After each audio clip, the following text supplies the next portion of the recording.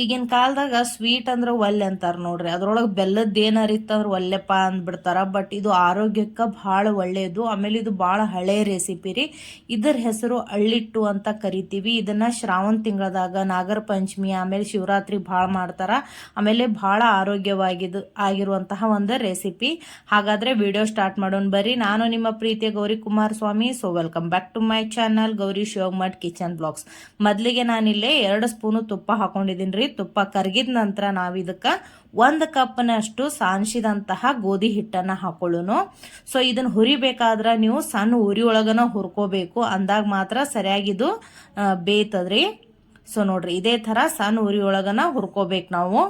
ಯಾರೆಲ್ಲ ಹೊಸದಾಗಿ ನನ್ನ ಚಾನಲನ್ನು ನೋಡಾತಿರಲ್ಲ, ಪ್ಲೀಸ್ ನನ್ನ ಚಾನಲನ್ನು ಸಬ್ಸ್ಕ್ರೈಬ್ ಮಾಡಿ ನೋಡ್ರಿ. ಅದೇ ರೀತಿ ಬೆಲ್ ಐಕಾನನ್ನು ಒತ್ತಿ. ಹಾಗೆ ಒತ್ತಿದಾಗ ಮಾತ್ರ ನಾನು ಹಾಕುವಂಥ ಹೊಸ ಹೊಸ ವಿಡಿಯೋಗಳ ನೋಟಿಫಿಕೇಶನ್ ನಿಮಗೆ ಬರ್ತಾವು.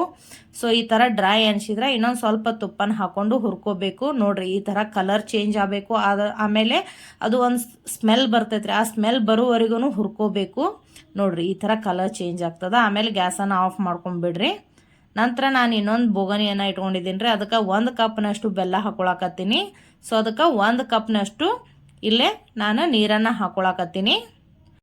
ಬೆಲ್ಲ ಕರಿಗಿ ಚಲೋತ್ನಿಗೆ ಅದು ಕುದಿಬೇಕ್ರಿ. ನೋಡ್ರಿ, ಇದೇ ಥರ ಕುದ್ದ ನಂತರ ಗ್ಯಾಸನ್ನು ಆಫ್ ಮಾಡ್ಕೊಂಬಿಡ್ರಿ.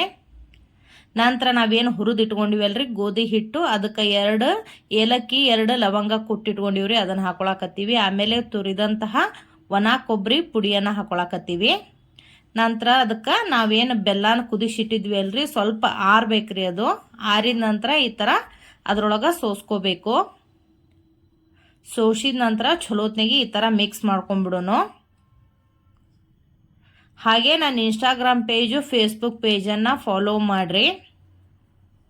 ನಂತರ ಇನ್ನೊಂದು ಸ್ವಲ್ಪ ನಾನು ಬೆಲ್ಲದ ನೀರನ್ನು ಈ ಥರ ಸೋಸಿ ಇನ್ನೊಂದು ಸಲ ಮಿಕ್ಸ್ ಮಾಡ್ಕೊಂಡ್ಬಿಡ್ತೀನಿ. ಸೊ ನೀವು ಇದನ್ನ ರೆಸಿಪಿ ಒಂದ್ಸಲ ಆದರೂ ಟ್ರೈ ಮಾಡಿದ್ರೆ ನಿಮ್ಮ ಸೈಡ್ ಇದಕ್ಕೆ ಏನಂತ ಕರಿತೀರಿ ಅಂತ ನನಗೆ ಕಮೆಂಟ್ ಮೂಲಕ ತಿಳಿಸಿ ಹೇಳ್ರಿ. ನೋಡ್ರಿ, ಈ ಥರ ಚಲೋತ್ನೆ ಮಿಕ್ಸ್ ಮಾಡಿದ ನಂತರ ನಾವು ಕೈಗೆ ಸ್ವಲ್ಪ ತುಪ್ಪನ ಹಾಕೊಂಡು ಈ ಥರ ಸಣ್ಣ ಸಣ್ಣದಾಗಿ ಉಂಡೆಗಳನ್ನು ಮಾಡಬೇಕು. ಸೊ ಮಕ್ಕಳಿಗೆ ಭಾಳ ಇಷ್ಟ ಆಗ್ತದ್ರಿ. ಆಮೇಲೆ ಇದೊಂದು ಹೆಲ್ದಿ ಆದಂತಹ ರೆಸಿಪಿ. ನೀವು ಮಕ್ಕಳಿಗೆ ಮಾಡಿ ತಿನ್ನಿಸ್ರಿ, ಆರೋಗ್ಯಕ್ಕೆ ಭಾಳ ಒಳ್ಳೆಯದು ಮಕ್ಕಳಿಗೆ. ನೋಡ್ರಿ, ಇದೇ ರೀತಿ ಒಂದೊಂದಾಗಿ ಉಂಡೆಗಳನ್ನು ಮಾಡಿ ನಾನು ಇದ್ರ ಮೇಲೆ ಪ್ಲೇಟ್ ಮೇಲೆ ಇಟ್ಕೊಂಡ್ಬಿಡ್ತೀನಿ. ಇಟ್ಟ ನಂತರ ನಾನು ಇದಕ್ಕೆ ಒಣ ಕೊಬ್ಬರಿಯನ್ನು ಹಾಕಿ ಡೆಕೋರೇಷನ್ ಮಾಡ್ತೀನಿ ರೀ. ನೋಡ್ರಿ, ಇದೇ ಥರ ಇದು ಆರೋಗ್ಯಕ್ಕೂ ಭಾಳ ಒಳ್ಳೆಯದ್ರ. ಆಮೇಲೆ ತುಂಬಾ ರುಚಿಯಾಗಿರ್ತೈತ್ರಿ. ನೀವು ಒಂದ್ಸಲ ಇದನ್ನು ಟ್ರೈ ಮಾಡಿರಿ, ಕಮೆಂಟ್ ಮೂಲಕ ತಿಳಿಸಿ ಹೇಳ್ರಿ. Thank you.